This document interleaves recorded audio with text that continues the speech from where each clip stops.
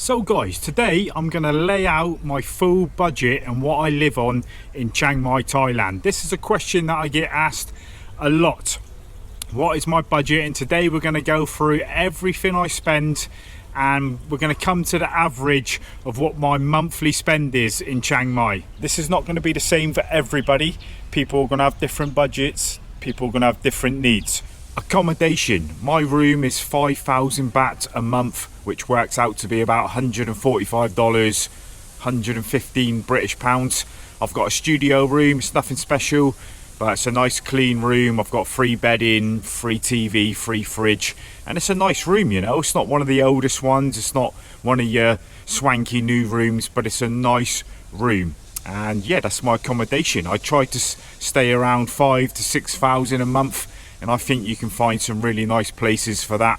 Utility bills. I spend 100 baht a month on water, and my electricity normally comes to around 600 baht a month, so 700 baht for my water and electric. I don't use the aircon too much. Even in the summer months, I will only have the aircon on whenever I need it, just before I go to bed or when I've got somebody around. I have the fan on 24/7 and I can live with the fan, no problems. Visas are one of the most important things, right? You cannot live in Thailand or stay here long term or anytime without a visa. So I've missed out visas on my previous vlogs because I've always said pay for them separate and then sort out your monthly budget. But I'm going to put them in this vlog because everybody wants it as part of the month, so we're going to put the visa in. My visa for this year is 40,000 baht. So I've worked it out. Every month is 3,300 baht. So my long-term visa comes to an end in the next several weeks, and I'm not going to be renewing my long-term visa. I'm going to go on to the tourist visa and the visa exempt for a while. And that just keeps me flexible and keeps my options open to go and do whatever I want or go to some other places. And that's what I feel like doing for a little while, just being flexible. Insurance. You're going to need insurance, right? You're going to need health insurance. You're going to need travel insurance. When I first came here, I was using my bank's insurance from back home, which was absolutely rubbish. So I switched over to the online safety wing. Safety wing is probably my favorite now. It's such a simple thing to use online. You can pay monthly. I went through stages where I didn't pay for months and I was a bit silly. You know, you go through months where I thought, I don't need it this month, I'll be okay. But I've started trying to use it again properly. Safety wing is $74 for the over 40s. I'm not sure what the under 40s is, but I know it's a lot cheaper. So $74, 2,500 baht a month. Food. I gave myself, or I still do give myself, 300 baht a day on average. This is what I get my breakfast with, my lunch and my dinner. Normally I have my breakfast at home in the room. I get some oats and some bananas, and then I'll have my vegetarian for lunch, and then I'll go out for a chicken and rice meal. 300 baht. I could spend less than that some days, or I could even spend more. If I wanted to go to a nice restaurant sometimes, you could spend 400 or 500. But on average, over all the time I've been here, it's probably been about the 300 baht mark. And I've never wanted for anything. Phone and internet. This is two important things, right? When you come here, you're going to need some data plan for your phone. Not so much for calling. Not many people call these days, right? I don't think I've ever used my phone here or my SIM card to make an actual old style phone call. We all use apps now, right? You know, like Facebook or Messenger to call home. But you're going to need that data plan. So what I use is the AIS 200 baht a month unlimited plan. Now this is not the fastest one, but it's enough to do mainly anything you would need it to do. When it comes to my YouTube and uploading and downloading, you'll probably need the faster one, the 400-500 baht one. But the 200 baht one has just been fine for me, watching videos, watching YouTube, Facebook and Instagram. Washing and laundry. You're going to need your washing done a lot in Thailand. It's hot, it's sweaty, and you're going to be getting through clothes like there's no tomorrow. So what I do is I do my own laundry with the washing machines outside my condo. You can take it to the shops here or the lady. It's a lot more convenient and easy, but it's a lot more expensive as well. So what I do is do my own. I buy the 10 baht sachet of washing powder from 7-Eleven or Tesco, and I pay 30 baht for the washing machine, so 40 baht a wash once a week. You can find these washing machines for 20 baht, but my place is 30. You might even find them for 40 and 50 in some other places. The gym, very important this day and age, right? People want to stay fit, they want to stay healthy, and you want to be going to the gym. So my gym, so this is on my spend. My gym is free every month, included with my condo. You will find this in a lot of places when you move in. They'll probably have a gym and you will have free use of the gym.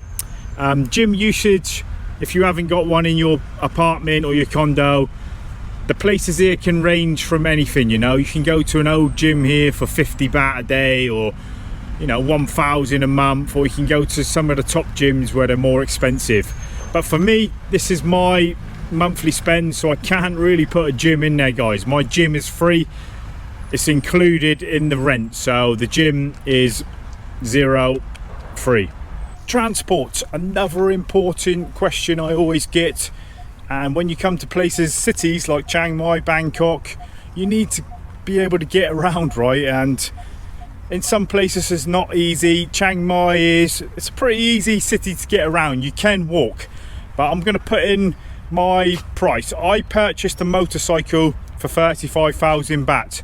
So what I'm going to do with this one is I'm going to put in a rental price, so we'd be able to work it out a little bit more. So I'm going to say 2,500 baht a month if you was going to rent a motorcycle here. I rented for a little while. I would always recommend to try and buy a bike if you're here for a year, or over a year, because you can always make your money back, or most of it, on a bike, motorcycle.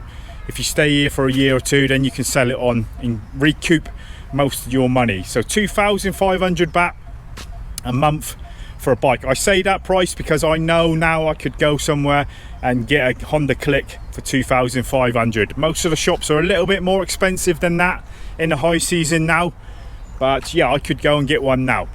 For fuel, I spend around 400 baht a month on fuel, and that's being generous, because a full tank on a Honda Click, you can get around a city. It feels like forever, it just never runs out. But sometimes I go on a few longer trips out of the city, and I would say on average over the month, 400 bahts for fuel. Extras, I always give myself around 3,000 baht extra, just for any little things that you need. You're going to need soap, you're going to need shower gel, some little things are going to go wrong. You're just going to need that extra 3,000 baht. That's what I generally have in reserve. Maybe one day you want to take a lady out a few more times, or you go into this swanky coffee shop a few more times, or you get a flat tire, or just little things like that. Anything that can go wrong, 3,000 baht. Sometimes I spend more than that when something goes wrong with a bike, or you need something, I don't know, shoes, or you might go over that. But on average for me, 3,000 baht normally does it.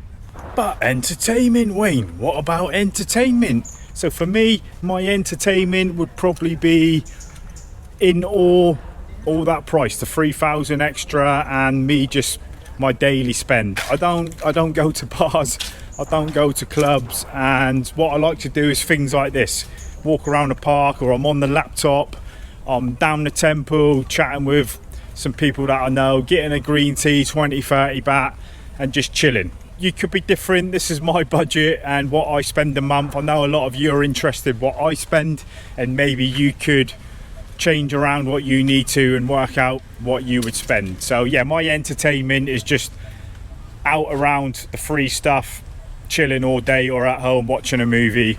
So girls, what about girls? I know a lot of you are going to be saying you're coming here for a holiday, or you're coming here for the ladies. And what I'll say is, if you live in Chiang Mai for a certain amount of time and you're on the apps, you will end up meeting ladies naturally, and you will end up getting a bit of the old Humpty Dumpty for free, so to say. You will end up, you know, on the apps. If you're living here, you'll be on the app, and if you go out of town a little bit, you can meet different type of ladies and you can get a bit of action that way. That's what I'm trying to say. It's not all about going to the bar and buying a freelancer. You can get a bit of bedroom action, a bit of under the cover action here for free. You can get a bit of the old Humpty Dumpty. So that is basically everything I spend in a month. I will try and put up on a screen as I go what things are in dollars and in pounds, but the total, I know you all want to know about the total. So the total of all that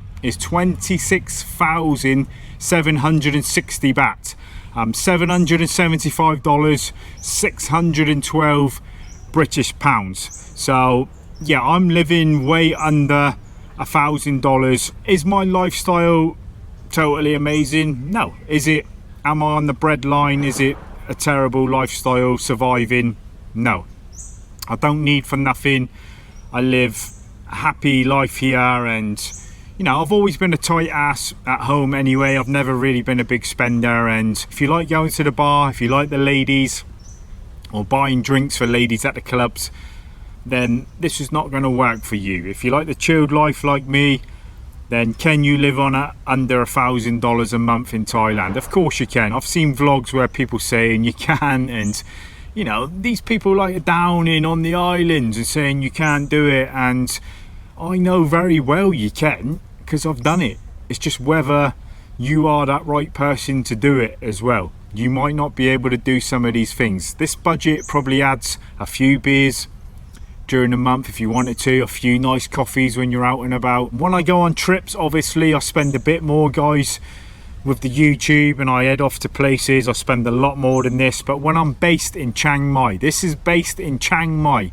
It's not Pattaya, it's not Phuket, it's not Koh Samui. I would probably say aim for the $1,000 at least, because that's going to give you a little bit extra, because not everybody is probably like me, but once you get here you're going to want to go and do some of the tourist stuff as well. But this vlog is all about telling what I spend on average. Hopefully it can help somebody, and maybe you can tweak it and realize what you would need to spend. I know some of you regulars watch me probably don't like some of the life I live, or maybe some of you, I know a lot of you are happy living the chilled life like me, so you can rearrange the budget how you think. That is my average monthly spend when I live in Chiang Mai. Not every month, sometimes it can be 1,000, sometimes it can be a little bit under 700. I used to use an app to